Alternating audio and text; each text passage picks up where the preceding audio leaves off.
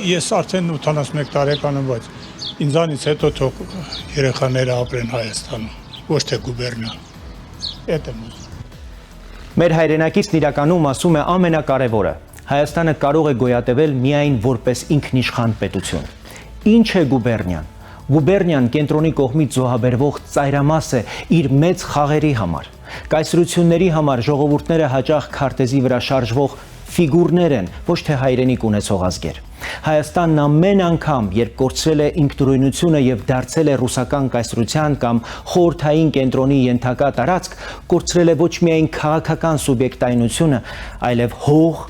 կյանքեր եւ ապագա։ 1921 թվականին Մոսկվայի եւ Կարսի պայմանագրերով հայկական պատմական տարածքները հանձնվեցին Թուրքիային եւ Ադրբեջանին առանց հայ ժողովրդի կամքի։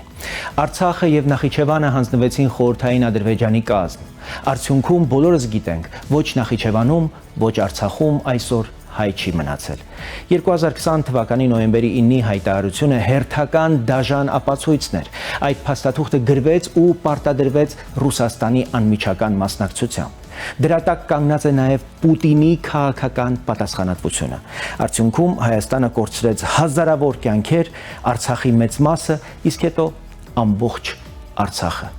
Ռուսական, այսպես կոչված խաղաղապահ ներկայությունը ոչ թե ապահովեց հայկական բնակչության անվտանգությունը, այլ ավարտվեց հայաթափմամբ։ Պետականությունը երբեմն դժվար է,